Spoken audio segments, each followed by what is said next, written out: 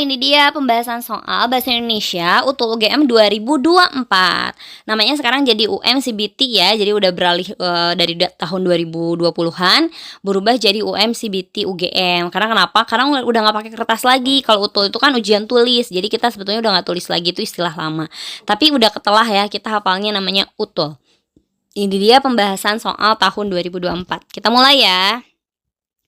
Silakan pause dulu nomor 1 seperti biasa, coba dulu sesuai kemampuan kalian. Perhatikan pertanyaannya terlebih dahulu. Pemakaian huruf kapital yang tepat terdapat pada kalimat fokus pada penggunaan huruf kapital saja. Oke, kalau sudah, ini pembahasan yang aku buat. Pemakaian huruf kapital yang salah terdapat pada kalimat 3. Coba perhatikan di sini 3 tuh ada judul buku, aku merahin di teksnya ya. Ingat judul buku itu ada aturannya, yaitu dimiringkan. Jadi harus dimiringkan. Kecuali dalam daftar pustaka pilihannya ada 3, dimiringkan, ditebalkan, atau digaris bawahi. Kalau kalian mau aku jelasin satu-satu juga boleh ya. Di 1 sudah tepat Tiongkok nama negara. Di kalimat 2 juga Tiongkok, India, dan nama orang sudah tepat. Tapi di 3 itu muncul judul buku gitu ya. Sekilas juga bener tuh kapital di awal-awal. Tapi kita balik lagi bahwa judul buku nggak bisa cuman kapital saja tapi wajib dimiringkan. Di kalimat 5 ada Tiongkok lagi aman gitu ya. Di 7 itu hanya Tiongkok dan Amerika kemudian Barat. Oh iya, mengenai Barat ini takutnya kalian jawabnya justru yang 7. Kalau Baratnya mengarahkan pada demografis atau bagian, maka Baratnya B-nya kapital ya. Tapi kalau hanya arah itu kecil. Nanti kalau kalian perlu contoh lainnya silahkan. Lanjut.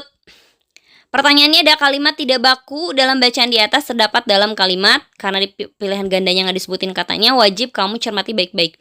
Dia bisa berupa kata berimbuhan, kata baku tidak baku, dan kata serapan atau kata majemuk. Jadi sekali lagi perhatikan baik-baik. Oke, kalau sudah, kalian udah nyoba, coba jawaban kalian betul atau enggak. Jawabannya ada di A, gitu ya. Yang salah kan ya, kan tidak baku. Di sini komoditi, inget ya, nggak ada akhiran ti gitu ya. Jadi dia komoditas gitu ya. Oke, komoditas. Yang B swasembada, ini aku bahas ya. Jadi swasembada itu adalah kata majemuk. Kata yang seolah-olah dari 2 kata, dia jadi bersatu dan nempel. Nah, mereka disebut kata majemuk kenapa? Karena menghasilkan kata dengan makna yang berbeda, makna yang baru maksudnya. Contoh lainnya ada pasca. Pasca itu dengan banjir, sarjana, dan lain-lain wajib nempel.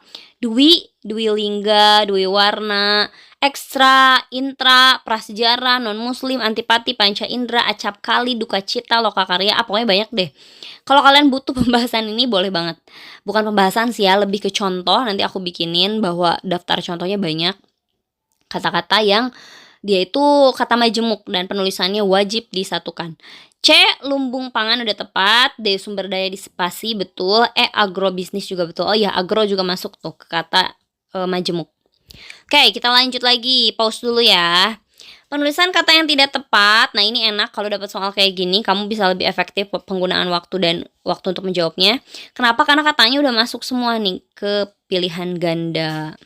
Oke. Kalau sudah, ini kayaknya mudah ya. Ini dia pembahasannya. Kompleksivitas tuh nggak ada, adanya kompleksitas. Oke. Sekilas kayaknya kita bisa membenarkan karena dibacanya enak. Padahal nggak ada di KBBI adanya kompleksitas. Karena kompleks itu udah makna sifat, artinya beragam, banyak, rumit gitu ya, kompleks gitu, banyak gitu. Jadi nggak bisa pakai vitas karena bukan aktivitas, adanya kompleksitas, keberagaman gitu. Jadi secara makna pun nggak ada gitu kalau kalian cermati. Oke, lanjut lagi, pause dulu. Penulisan unsur serapan yang salah terdapat pada kalimat. Di kode ini banyak banget unsur serapan, pembentukan kata, dan hal-hal lainnya. Menurut aku ini lebih memudahkan kalian dalam menyiasati waktu untuk menjawab. Oke, silakan dicermati. Kalau udah, coba jawaban kalian betul atau enggak nih. Di sini masih sama. Jadi lucu ya kalau ada pertanyaan kayak gitu, jawabannya mirip sama yang atas karena ya sama gitu. Yang salah ya kompleksivitas, harusnya kompleksitas. Dan dia kata serapan dari kata kompleks. Kata bakunya kompleks dan wajib pakai S ya. Sama dengan respons. Respon juga pakai S di belakangnya. Jadi bakunya ada lebih dari 2 kata, mohon maaf. Tapi yang sering keluar di soal Kompleks pakai S, respons juga pakai S. Oke, lanjut lagi, pause dulu. Padanan kata yang tepat untuk kata serapan supply dalam paragraf 2 adalah rajin-rajin buka KBBI. Kalau lagi latihan boleh aja. Nah, di KBBI-nya nih yang aku buat pembahasan, maknanya pasokan gitu ya. Jadi di sini perbekalan, penyediaan atau disediakan, ya otomatis sinonimnya adalah pasokan. Oke, lanjut lagi. Pause dulu seperti biasa, cobain. Hubungan antara kalimat 4 dan 5 dapat sekaligus dipertegas dengan kata penghubung yang mana?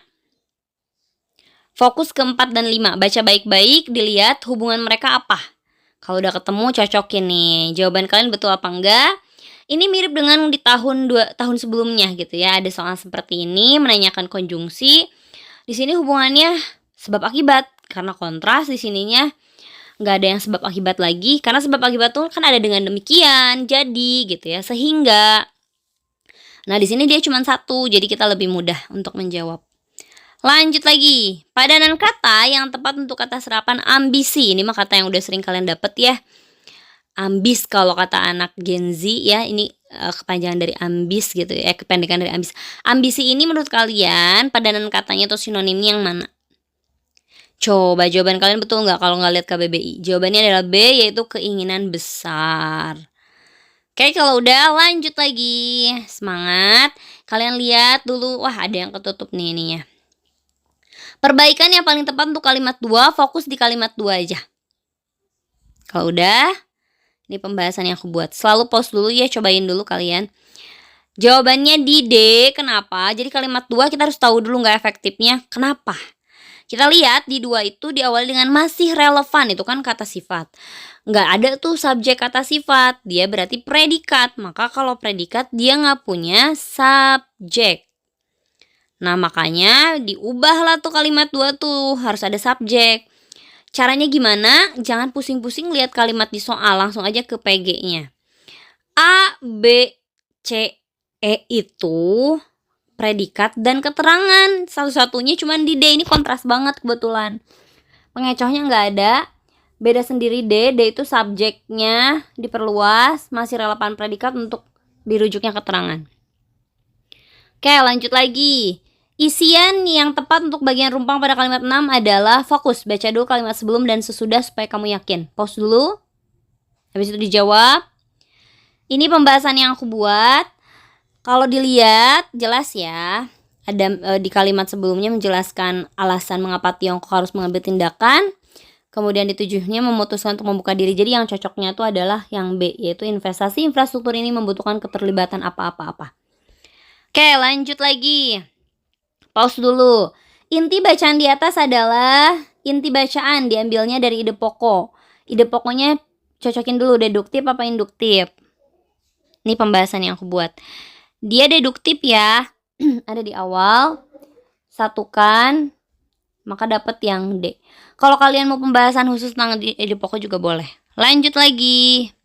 Pause dulu, ide pokok pada paragraf tersebut adalah ini sama tapi lebih pendek teksnya. Ini lebih memudahkan, gak bikin bingung. Tentukan dia deduktif apa induktifnya. Cari jawaban yang tidak keluar dari ide pokok. Ini pembahasan yang aku buat, dia deduktif juga. Jawabannya D. Karena deduktif itu gini ya, maksudnya ide pokok tuh kalimat yang paling umum. Karena dia umum maka harus dijelaskan oleh kalimat-kalimat penjelas gitu. Kalau yang masih ragu tentang ide pokok. Oke, selanjutnya, gagasan utama paragraf pertama. Fokus paragraf pertama aja, sama tentukan dulu ide pokok, deduktif, induktif. Oke, kalau udah, ini pembahasan yang aku buat, dia deduktif juga. Jadi ada di B. Kalau kecepatan bilang ya, komen maksudnya di kolom komentar. Oke, selanjutnya, gagasan utama yang tidak berhubungan dengan isi bacaan. Ingat, ini polanya sama kayak di UTBK. Bisa jadi dia itu memasukkan definisi di tengah-tengah atau di akhir yang bikin kita ngerasanya nyambung-nyambung aja. Padahal itu nggak penting. Jadi tidak berhubungan itu bisa jadi sesuatu yang umum, tapi kalau kamu tutup, kalimat itu nggak mempengaruhi ide pokok. Nah, ini pembahasan yang aku buat. Ya, gagasan pokoknya adalah ini. Oke, kalau ada yang belum jelas, silakan kasih masukan ya. Sampai ketemu lagi di part selanjutnya.